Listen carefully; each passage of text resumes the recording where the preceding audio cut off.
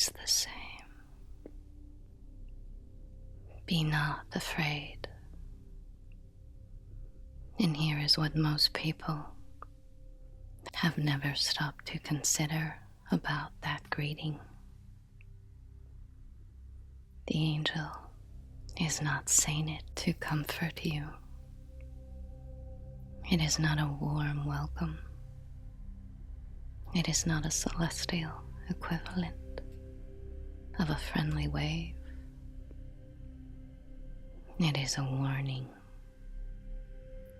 It is the angel recognizing that what you are looking at, its genuine form, its actual nature, the full reality of what's standing before you, would, without that preparation, shatter the human mind completely.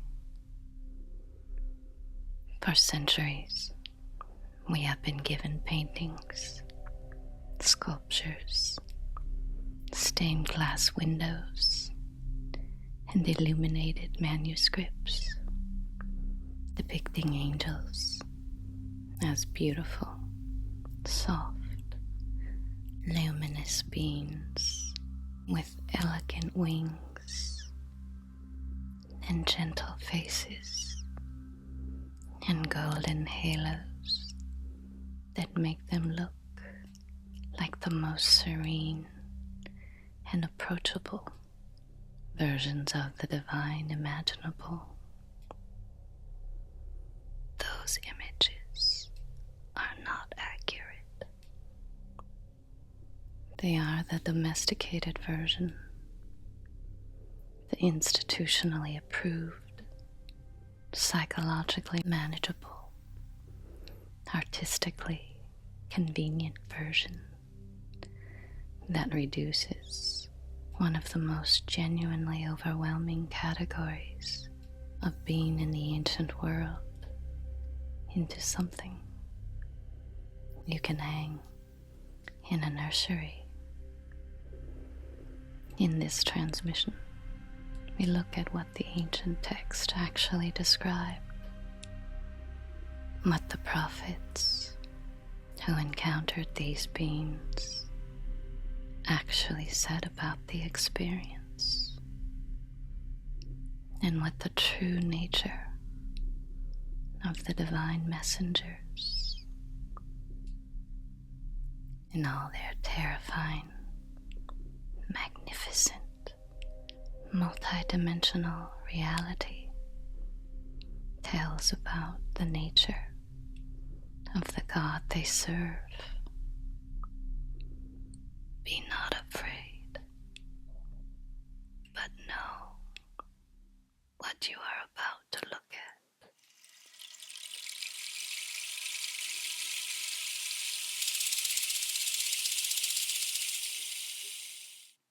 Before we enter the texts themselves, I want to name something clearly. The domestication of angelic beings across centuries of Western religious art was not accidental. It was a choice.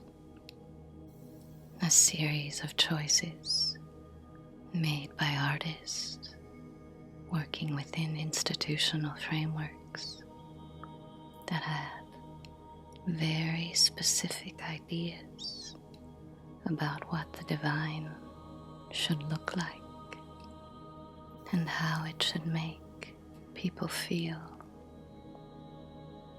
approachable, manageable, safe. A God whose messengers look like beautiful humans with wings is a God that fits within the scale of human comprehension. A God whose messengers are wheels of living fire, covered in infinite eyes, moving through dimensions that human consciousness cannot conceptualize. That is a God that does not fit anywhere comfortably, that exceeds every category, that demands a response of awe so total it borders on annihilation. The prophets who encountered these beings did not find them approachable.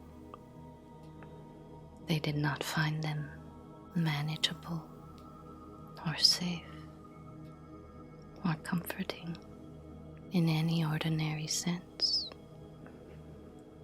They fell on their faces. They begged not to be destroyed. They described what they had seen with the stammering inadequacy of human language reaching for something genuinely beyond its capacity to contain.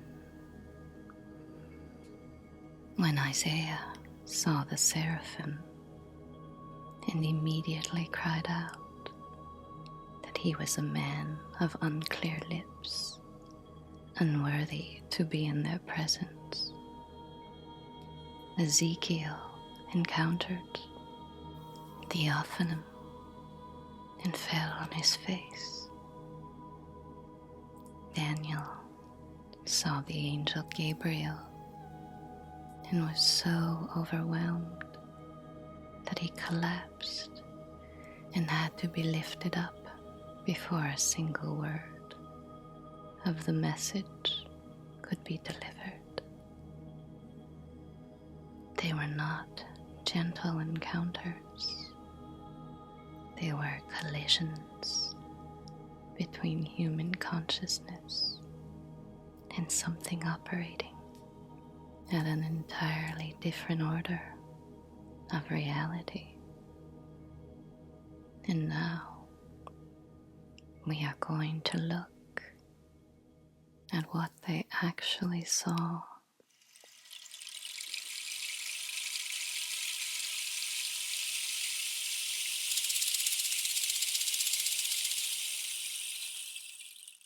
Of all the angelic encounters in the ancient texts, Ezekiel chapter 1 is the most extraordinary, the most detailed, and the most difficult for the human mind to process.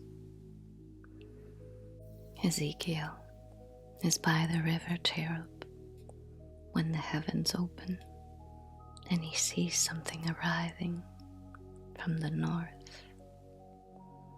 A great cloud with fire flashing continually and a radiance surrounding it. And from the center of that fire, 4 living creatures, unlike anything he had words for. Each one has 4 faces. The face of a human, the face of a lion, the face of an ox, and the face of an eagle, each pointing in a different direction simultaneously. Their legs are straight, their feet like the hooves of a calf, gleaming like burnished bronze. They have 4 wings each, and their entire bodies, including their backs, their hands, and their wings, are full of eyes, not eyes on faces, eyes covering every surface, eyes that see in every direction simultaneously, eyes that perceive what no single directional gaze could ever take in. But it is what comes next that stops the breath entirely. As Ezekiel watches these living creatures, he sees wheels, one wheel beside each creature, touching the earth. Wheels whose appearance is like the gleaming of beryl, a luminous, almost translucent stone. And each wheel contains another wheel within it, oriented at right angles, so that the combined structure can move in any direction without turning, without the external wheel needing to reorient, without any mechanical adjustment, simply moving in all directions simultaneously as a single unified intelligence. And the rims of these wheels, Ezekiel says it explicitly, their rims were full of eyes all around. The wheels themselves are covered in eyes, watching, perceiving, aware.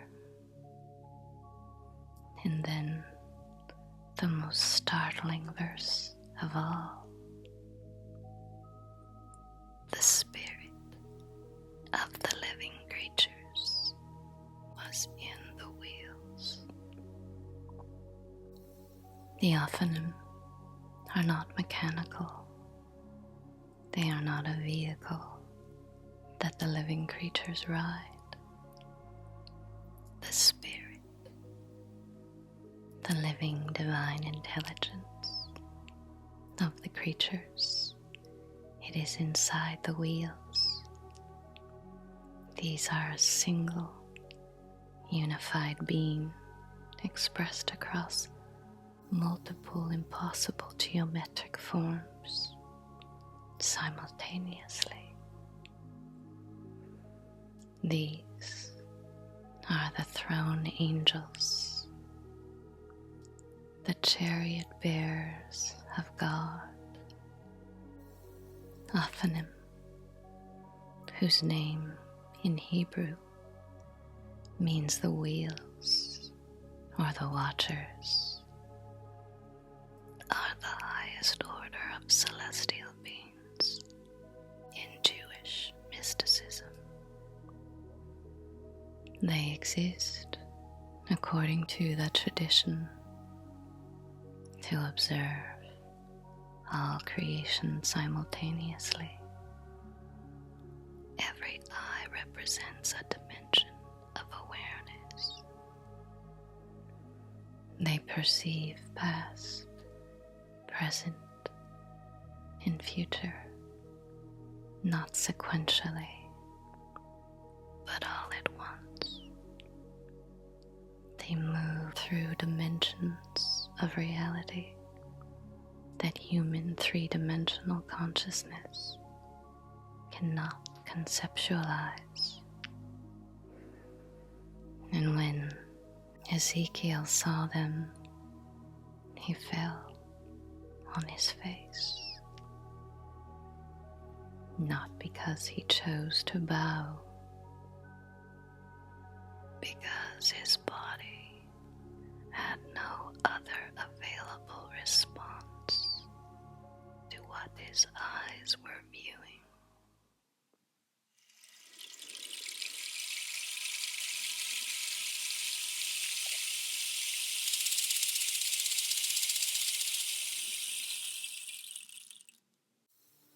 In the year that King Uzziah died, the prophet Isaiah entered the temple and saw the Lord seated on a throne, high and exalted, and above the throne the seraphim, 6 wings each, 2 covering their faces, 2 covering their feet, 2 with which they flew,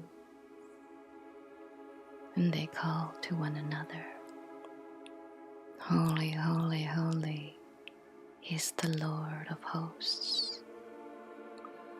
The whole earth is full of his glory. At the sound of their voices, the foundations of the temple shook. The doorposts trembled. The house filled with smoke. The seraphim, their name in Hebrew, means the burning ones. And they are not metaphorically burning. They are literally wreathed in the kind of celestial fire that the ancient texts describe as the substance of the divine itself, the fire that purifies, that transforms, that annihilates anything in its proximity that is not of sufficient purity to sustain contact with it. The seraphim are understood in Jewish mysticism to be the closest beings to the divine in the entire celestial hierarchy, not messengers sent to the material world, not watchers observing creation, beings whose entire existence is proximity to God, whose wings covered their faces because even they, celestial beings of extraordinary power, cannot look directly at the divine light they serve. When Isaiah sees them, his response is immediate and visceral. Woe is me, for I am ruined, because I am a man of unclean lips, and I live among people of unclean lips, and my eyes have seen the King, the Lord of hosts. This is not false modesty. This is a genuine spiritual and psychological response to an encounter so beyond ordinary human experience that self-annihilation presents itself as the only honest acknowledgement of the distance between what Isaiah is and what he is standing before. One of the seraphim that flies to him carrying a live coal taken from the altar with tongs, and he touches it to his lips. Behold, this has touched your lips, and your iniquity is taken away, and your sin is forgiven. The fire does not burn him. It purifies him, makes him capable of receiving the transmission that follows. This is what the Seraphim carry. Not gentle comfort, but transformative fire. The kind of holiness that does not meet you where you are, but elevates you to where it is.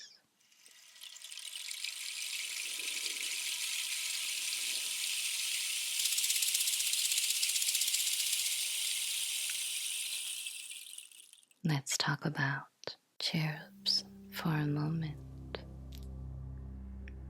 The word cherub in modern Western culture conjures a specific image, a chubby infant with tiny decorative wings and a benign expression, perhaps holding a small bow found on greeting cards, painted on ceilings, utterly harmless, utterly adorable. The biblical cherubim are none of these things. They are divine soldiers, God's enforcers, the guardians of what is most sacred and most powerful in all of creation. Ezekiel describes them in chapter 10, 4 living creatures, each with 4 faces simultaneously. The face of a cherub, the face of a human, the face of a lion, and the face of an eagle. All 4 faces present at once. All 4 directions of perception active simultaneously. Their bodies are described as full of eyes, the same total perceptual awareness as Ophanim. Their wings are enormous. When they move, the sound of their wings is like the voice of the Almighty, like the sound of an army. And they carry flaming swords. When God places the cherubim at the entrance of the Garden of Eden after humanity's expulsion, they are not there to gently redirect curious visitors.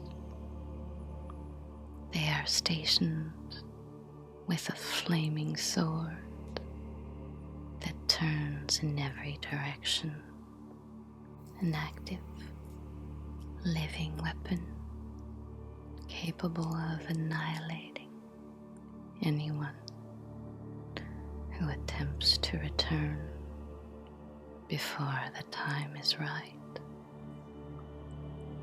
The cherubim are the guardians of thresholds, the beings who stand at the boundary between what humanity is currently capable of accessing and what lies beyond that boundary. Not because they are withholding, but because what lies beyond is of a nature that would destroy an unprepared soul to encounter. Their multiple faces represent something important: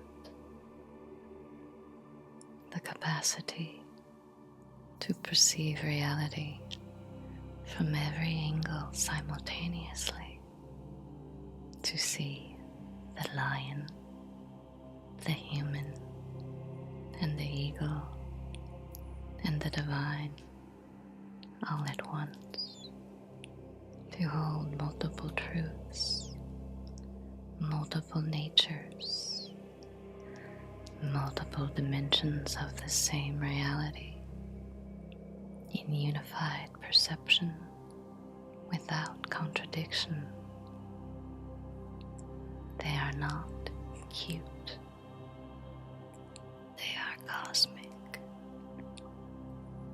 And the confusion between these two things is one of the most thorough misrepresentations in the entire history of Western religious art.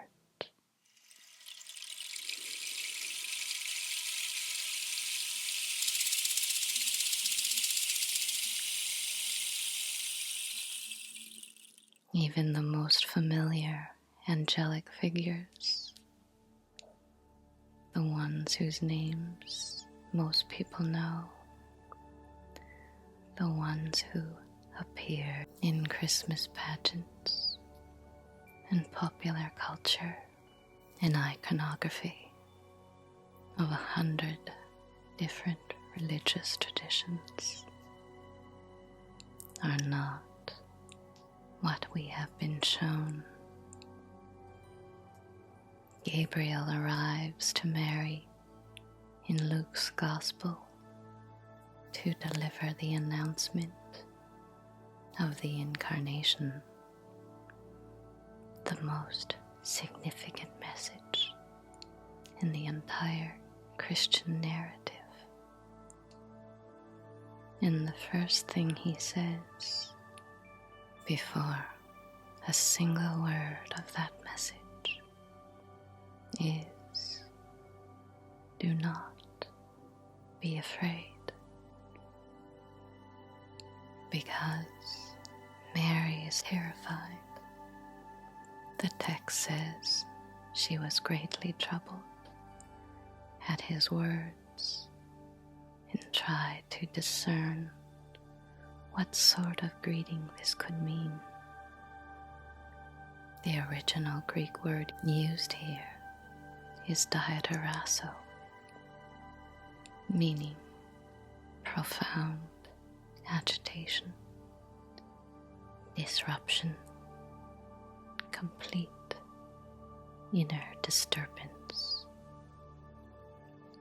Gabriel has to spend the opening moments of the encounter simply stabilizing her nervous system enough that she can receive what he came to deliver.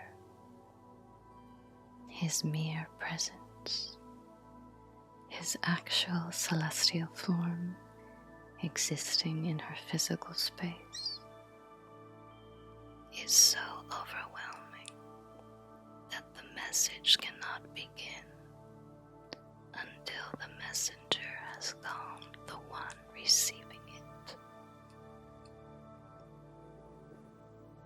This is Gabriel, the divine messenger,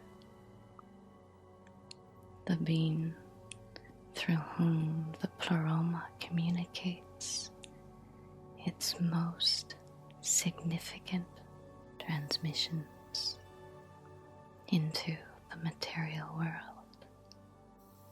Not gentle, not soft, not the golden-haired, white-robed figure of Renaissance painting. A celestial intelligence so far beyond ordinary human scale that a young woman is shattered by the simple fact of his proximity before he has said anything at all. And then there is Michael.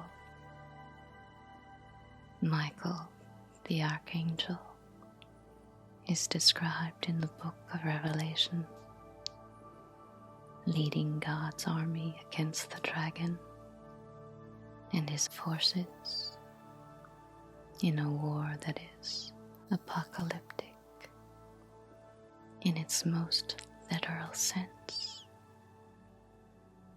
cosmic, dimensional, a conflict that shakes the structure of heaven itself. Michael is not gentle. He is the embodiment of divine will, made militant and manifest, the absolute, uncompromising force of divine truth that does not negotiate, does not soften, does not make accommodations for the comfort of whatever opposes it. He is described elsewhere as the angel who stood against the prince of Persia, a cosmic battle fought in the spiritual realms that had direct consequences in the material world. Daniel chapter 10 describes the angel who comes to Daniel, telling him that he was delayed 21 days by the prince of Persia before Michael came to help him through. These are not individual beings with swords having a fight. These are dimensional forces of divine will, encountering and overcoming dimensional forces of resistance. And Michael is the embodiment of the one thing that cannot be resisted when it is finally fully expressed. God's absolute intention.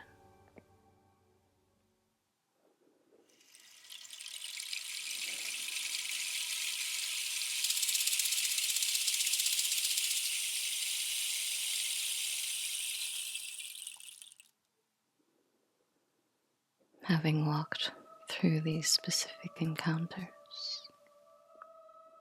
I want to offer you the deeper framework that makes sense of all of them. In Jewish mysticism, an angel is an emanation of God's name, not a created being in the way humans are created beings with independent will, with a separate narrative, with their own story running alongside God's story.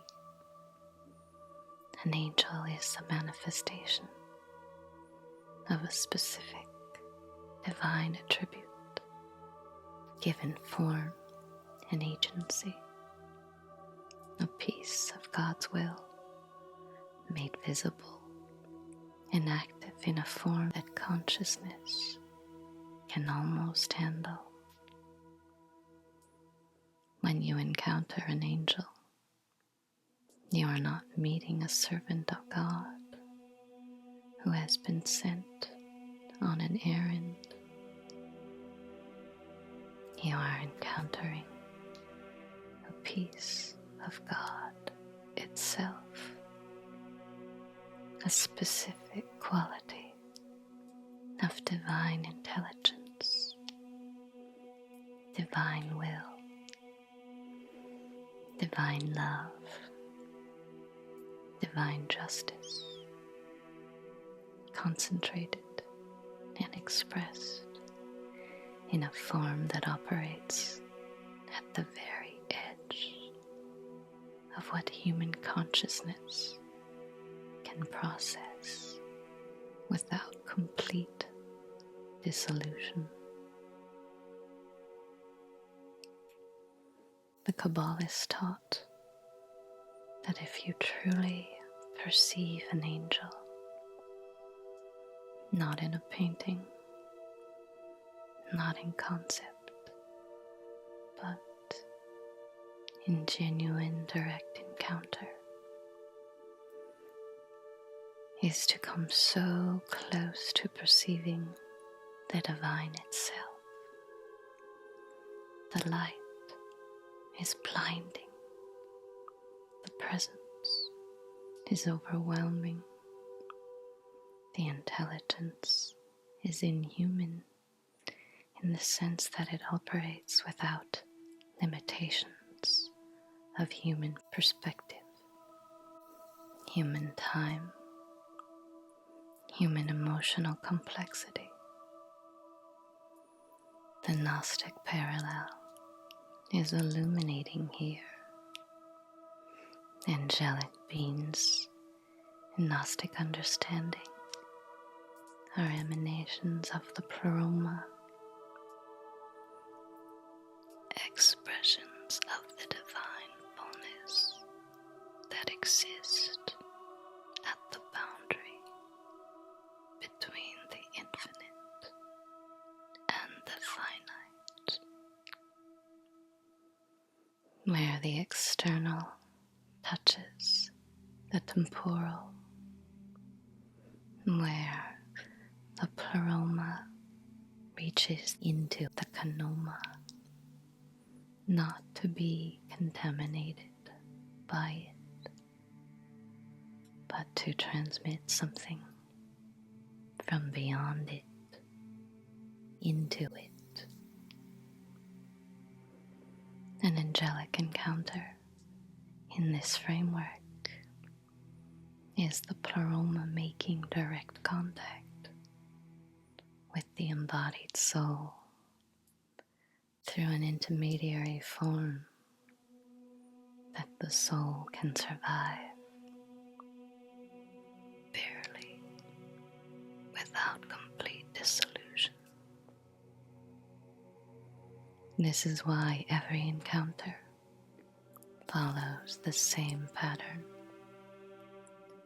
Terror at first, then awe, then the gradual stabilization that allows the message to be received, then the transmission itself, and then the permanent alteration of the person who received it. No one in the ancient texts encounters an angel and remains unchanged. No one.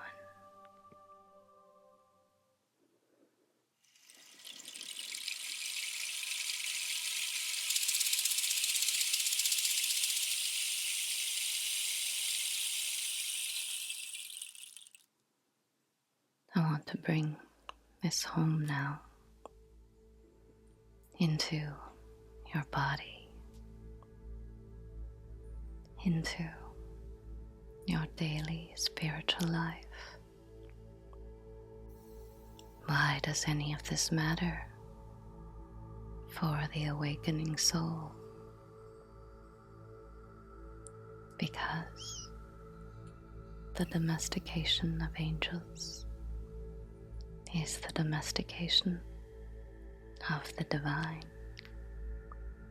and the domestication of the divine is one of the most effective tools available for keeping the spiritual life small, manageable, and ultimately untransformative. A God whose messengers look like beautiful humans with wings is a God that fits comfortably within human scale, that requires no genuine expansion of consciousness to comprehend, that can be approached without awe, engaged without genuine surrender, and ultimately related to as a slightly larger and more benevolent version of a human authority figure, but a God whose messengers are wheels of living fire covered in infinite eyes, moving through dimensions that human consciousness cannot access. That is a God before whom the only honest response is the one every prophet gave: complete surrender, total awe. The falling on the face is not performance, but the natural result of a human consciousness encountering something so far beyond its ordinary scale that the usual self simply has nowhere left to stand. Genuine awe is one of the most powerful catalysts for spiritual awakening available to the embodied soul. Research in psychology, particularly the work of Dr. Kaltner at the University of California, Berkeley, consistently shows that awe specifically reduces self-referential thinking. It expands the perceived boundaries of the self. It opens states of consciousness that are measurably similar to those produced by deep meditation and genuine mystical experiences. It makes the small self quiet and the larger awareness available. The prophets were not damaged by their angelic encounters. They were transformed by them permanently, irreversibly, in the direction greater capacity, greater clarity, greater alignment with something larger than their individual human narrative. The invitation here is not to seek an angelic encounter, though if one finds you, perhaps you will be better prepared for it now. The invitation is to reclaim genuine awe as a spiritual practice, to let the reality of what exists beyond comfortable human scale divine break open something in your perception that has been too small, to sit with the actual Ezekiel, the actual Isaiah, the actual Daniel, and let the terror and the awe and the ultimate okayness of their encounters, the fact that they fell on their faces and were lifted up and given the message and sent forward, transformed, tell you something about what genuine encounter with the divine actually looks and feels like. It is not comfortable. It is not manageable. It does not leave you where it found you, but it leaves you larger, always larger, always more capable of holding what you came here to hold.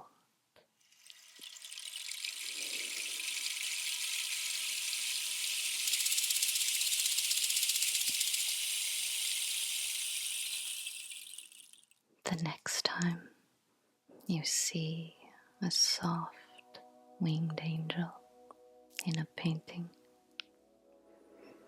the golden-haired figure with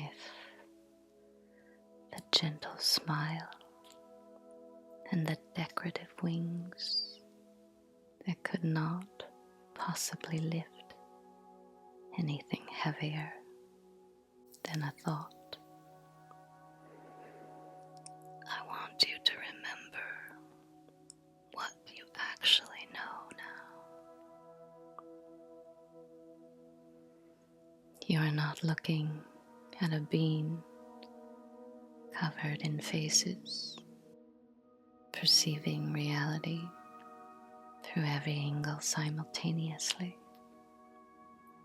whose wings make a sound like the voice of the Almighty when they move,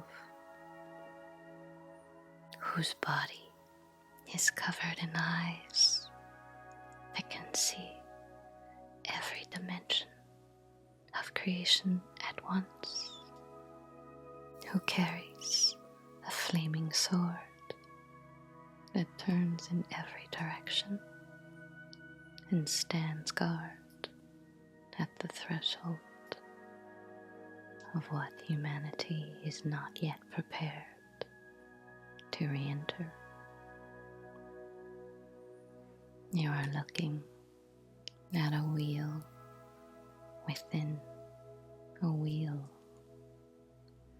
covered in eyes, animated by a living spirit, moving through dimensions your three-dimensional consciousness cannot follow,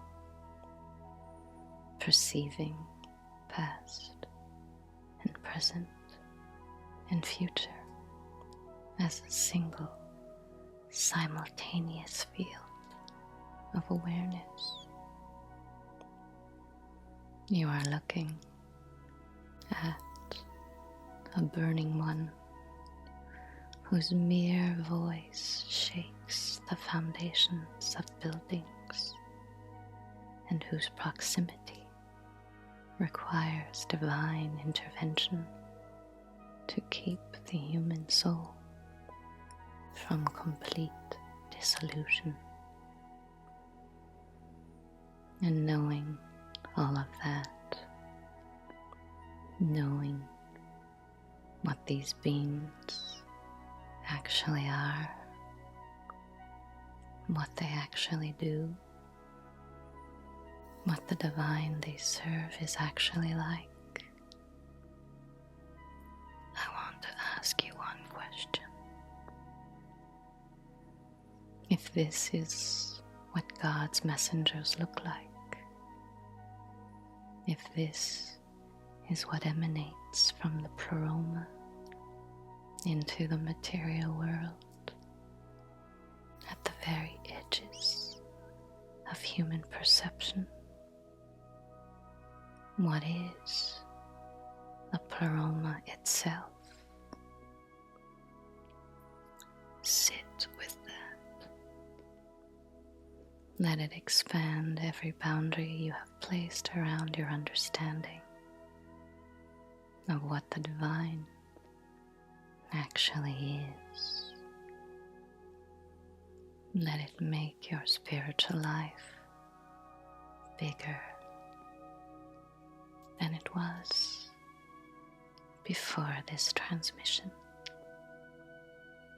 Fall on your face if you need to. Every prophet did. And then get back up, because there is work to do.